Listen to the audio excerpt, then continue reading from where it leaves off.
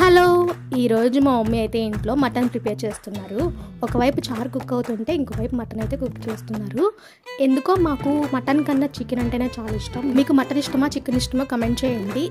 Evening మా అత్త నరసాపురం నుంచి అయితే వచ్చింది. వచ్చేటప్పుడు ఇలా పూతరేకులు అయితే తెచ్చింది. టేస్ట్ అయితే చాలా బాగున్నాయి.